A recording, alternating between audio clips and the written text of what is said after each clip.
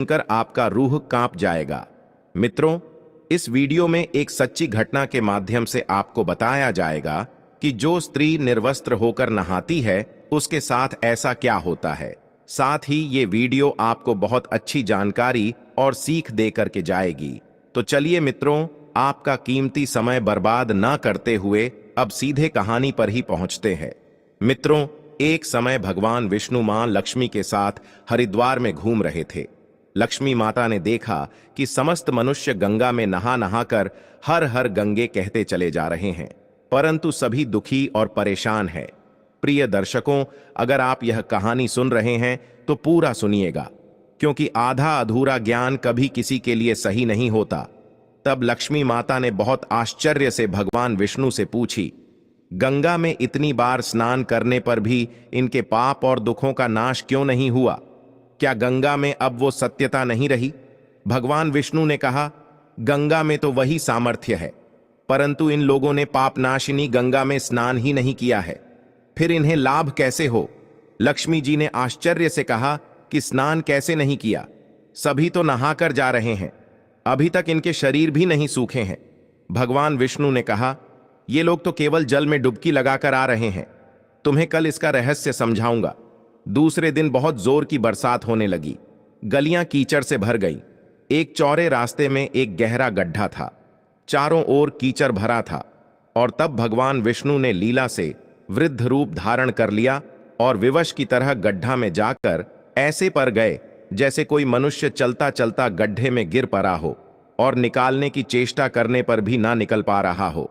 लक्ष्मी जी को उन्होंने यह समझाकर गड्ढे के पास बैठा दिया कि देखो, तुम लोगों को सुना सुनाकर यूं पुकारती रहो कि मेरे वृद्ध पति अकस्मात गड्ढे में गिर पड़े हैं, कोई पुण्य आत्मा इन्हें निकालकर इनके प्राण बचाए और हम असहाय की सहायता करें। और भगवान विष्णु ने यह भी समझा दिया कि जब कोई गड्ढे में से मुझे निकालने को तैयार हो तब इतना और कह देना कि मेरे पति सर्वथा निष्पाप है, इन्हें वहीं छुए जो खुद भी निष्पाप हो। यदि आप निष्पाप हैं तो इनको हाथ लगाइए, नहीं तो हाथ लगाते ही आप भस्म हो जाएंगे। लक्ष्मी जी तथास्तु कहकर गड्ढे के किनारे बैठ गई और आने जाने वालों को सुना सुनाकर भगवान विष्णु जी की सिखाई हुई बात कहने लगी।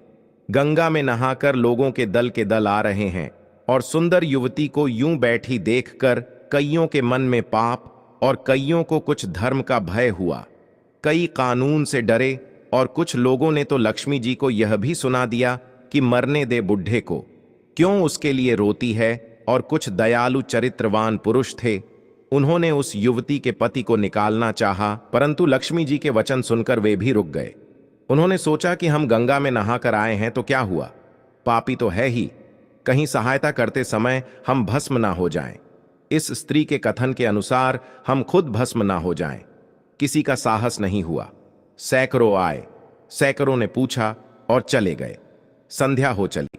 तब भगवान विष्णु ने माता लक्ष्मी से कहा, देखा, आया कोई सच्चे हृदय से गंगा में नहाने वाला। तब थोड़ी देर बाद एक जवान हाथ में लौटा लिए हर हर गंगे करता हुआ निकला। लक्ष्मी जी ने उसे भी वही बात कही। युवक का हृदय करुणा से भर आया। उसने भगवान विष्णु को निकालने की तैयारी की। लक्ष्मी जी ने रोककर कहा कि भाई, यदि तुम सर्वथा निष्पाप नहीं होगे तो मेरे पति को छूते ही जल जाओगे। उसने उसी समय बिना किसी संकोच के दृढ़ निश्चय के साथ लक्ष्मी जी से कहा कि माता, मेरे निष्पाप होने में तुझे संदेह क्यों होता है? देखती नहीं मैं अभी गंगा नहाकर आया हूं। भला गंगा में गोता लगाने के बाद भी कभी पाप रहते हैं? मैं अभी तुम्हारे पति को निकालता हूं। युवक ने लपक कर बूढ़े को ऊपर उठा लिया। भगवान विष्णु और लक्ष्मी ने उसे अधिकारी समझकर अपना असली स्वरूप प्रकट कर उसे दर्शन देकर कृतार्थ किया। प्रिय मित्रों, भगवान विष्णु और धन की देवी माता लक्ष्मी को आप जरूर याद करें। साथ ही कमेंट में भी जय मां लक्ष्मी नारायण अवश्य लिखें। भगवान विष्णु और धन की देवी मां लक्ष्मी का आशीर्वाद हमेशा आप पर बना रहे। आपके घर में धन की कभी कोई कमी न रहे, आपका घर हमेशा खुशियों से भरा रहे। दोस्तों, तब भगवान विष्णु जी ने माता लक्ष्मी से कहा कि इतने सारे लोगों में से इस एक ने ही गंगा स्नान किया है। इसी दृष्टांत के अनुसार जो लोग बिना श्रद्धा और विश्वास के केवल दंभ के लिए गंगा स्नान करते हैं, उन्हें वास्तविक फल नहीं मिलता।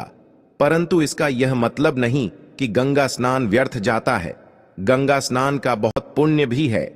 इसके बाद भगवान विष्णु जी ने माता लक्ष्मी जी से कहा, अब मैं आपको वो 12 बातें बताता हूं। जो भी मनुष्य इन 12 बातों को नहाते समय ध्यान में रखता है वह कभी भी दुखी नहीं रहता है। उसके घर में मां लक्ष्मी का वास होता है। उसके घर में अपार धन आता है। घर में कभी